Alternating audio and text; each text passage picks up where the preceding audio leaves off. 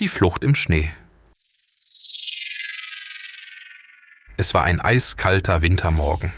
Der Wind pfiff durch die Bäume und ihre Äste waren schwer mit Schnee bedeckt.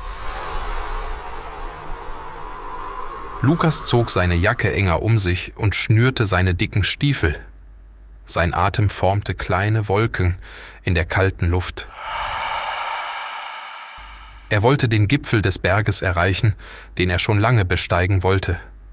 Aber diesmal war er allein. »Ich schaffe das«, flüsterte Lukas leise zu sich selbst, während er in den grauen Himmel blickte. Die ersten Schritte waren einfach, der Schnee knirschte unter seinen Füßen und die Ruhe des Waldes beruhigte ihn. Der Wind rauschte sanft durch die Zweige und es fühlte sich an, als hätte er den ganzen Berg für sich. Doch je weiter er nach oben ging, desto stärker wurde der Wind. Ein plötzlicher Sturm bricht aus. Wolken zogen schnell auf und es begann leicht zu schneien. Lukas blieb kurz stehen, um seine Karte zu überprüfen. Er war nur noch 1 Stunde vom nächsten Plateau entfernt. Doch bevor er die Karte wieder wegpacken konnte, begann der Schnee plötzlich heftig zu fallen. Der Wind wurde stärker und Lukas musste gegen den Sturm ankämpfen, um weiterzugehen. Plötzlich riss eine starke Windböe die Karte aus seinen Händen.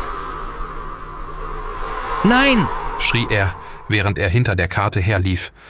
Doch es war zu spät. Die Karte war im Schneesturm verschwunden. Lukas blieb stehen und schaute sich um. Alles sah gleich aus. Schnee, Bäume und der immer stärker werdende Sturm. Er fühlte, wie die Kälte durch seine Jacke drang. Panik stieg in ihm auf. Schutz in der Höhle. Lukas kämpfte sich weiter durch den Schnee. Seine Hände waren taub und seine Beine fühlten sich schwer an. Nach einer Weile entdeckte er eine kleine Höhle hinter einem Felsen. Mit letzter Kraft schleppte er sich hinein. Die Höhle war eng, aber sie bot Schutz vor dem Sturm. Mit zitternden Händen holte er ein Feuerzeug aus seiner Jackentasche und sammelte ein paar trockene Zweige, die in der Höhle lagen. Es dauerte eine Weile, aber schließlich schaffte er es, ein kleines Feuer zu machen. Das Flackern der Flammen und die Wärme gaben ihm ein wenig Hoffnung. »Du kannst das schaffen, Lukas«, sagte er zu sich selbst. Doch die Dunkelheit und das Heulen des Windes draußen ließen ihn nicht schlafen. Die Stunden vergingen langsam und Lukas konnte nur daran denken, ob er jemals wieder nach Hause zurückkehren würde. Gefahr im Schnee. Am nächsten Morgen war der Sturm vorbei, aber die Welt draußen war vollständig von Schnee bedeckt. Der Schnee reichte Lukas bis zu den Knien und jeder Schritt war mühsam. Sein Magen knurrte laut und er wusste, dass er etwas essen musste. In seinem Rucksack fand er ein kleines Stück Brot und einen Apfel. Er aß langsam, um die Kräfte zu sparen, die er noch hatte. Während er weiterging, entdeckte er Spuren im Schnee. Es waren Tierspuren, die zu einer kleinen Quelle führten. Lukas folgte den Spuren und fand die Quelle, deren Wasser unter einer dünnen Eisschicht hervorsprudelte. Er kniete sich hin und trank vorsichtig. Das Wasser war eiskalt, aber es gab ihm neue Energie. Doch plötzlich hörte er ein Knacken hinter sich. Lukas drehte sich langsam um und erstarrte.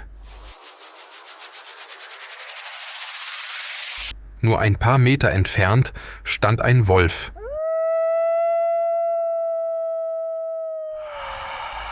Die Augen des Tieres funkelten und sein Atem dampfte in der kalten Luft. Lukas spürte, wie sein Herz schneller schlug.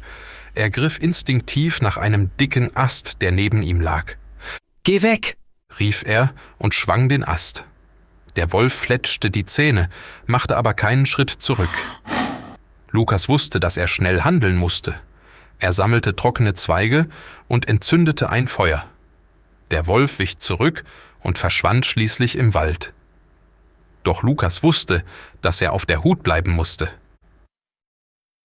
Zwischen Hoffnung und Verzweiflung. Die Tage zogen sich hin und Lukas wurde immer schwächer. Seine Füße waren taub und seine Hände schmerzten vor Kälte. Er fand Schutz unter einem umgestürzten Baum und zog ein zerknittertes Foto aus seinem Rucksack.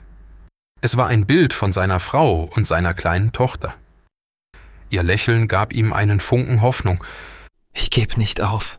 Für euch, Flüsterte er. Tränen liefen über seine kalten Wangen. Am 6. Tag entdeckte Lukas einen Fluss. Der Fluss war teilweise gefroren, aber das Wasser darunter floss schnell. Er folgte dem Fluss, in der Hoffnung, dass er ihn zu einer Siedlung führen würde. Doch die Reise wurde immer schwieriger. Der Boden war glatt und plötzlich rutschte Lukas aus. Er fiel schwer und spürte einen scharfen Schmerz in seinem Bein. Er biss die Zähne zusammen, riss einen Ast ab und benutzte ihn als Krücke. Schritt für Schritt kämpfte er sich voran, obwohl jeder Schritt wehtat. Das rettende Licht.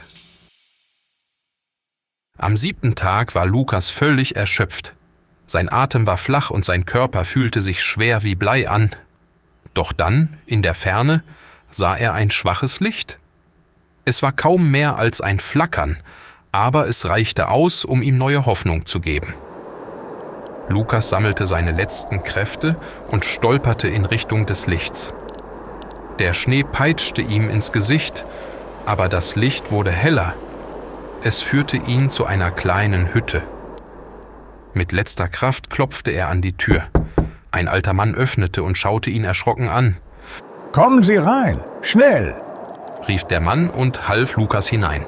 Lukas ließ sich auf die Knie fallen. Er hatte es geschafft.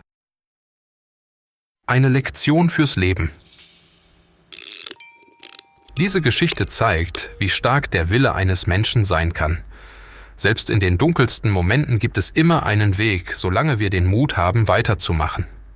Lukas hat bewiesen, dass Hoffnung und Entschlossenheit, selbst in der schlimmsten Kälte, ein Überleben möglich machen.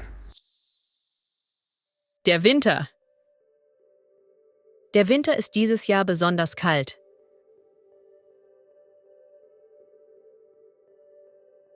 Der Ast. Ein Ast ist vom Baum gefallen. Die Jacke. Ich ziehe meine warme Jacke an.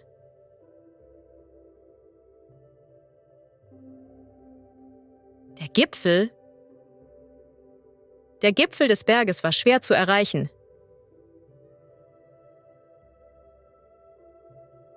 Der Berg.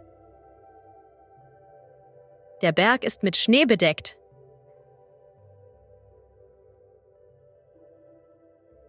Die Karte. Ich brauche eine Karte für die Wanderung.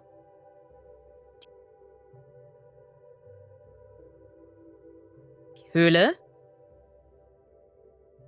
In der Höhle ist es dunkel und kühl.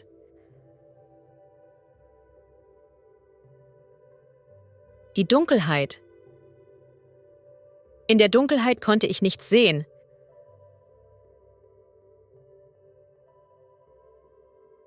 Das Knie. Mein Knie tut nach dem Wandern weh.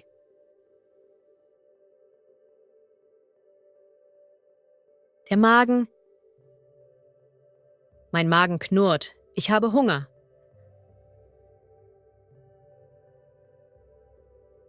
Die Spur. Die Spur im Schnee führt in den Wald.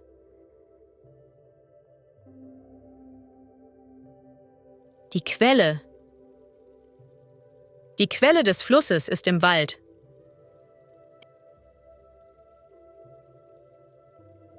Der Krücke. Nach dem Unfall brauche ich eine Krücke.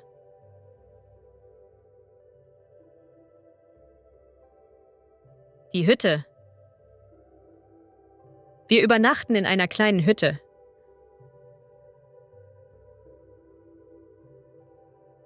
Taub. Meine Finger sind vor Kälte taub geworden.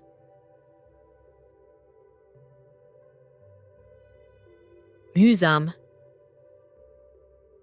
Der Weg war mühsam und lang.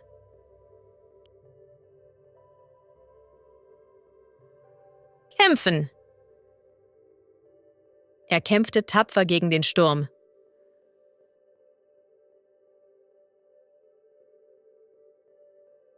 ausrutschen. Pass auf, dass du nicht ausrutschst.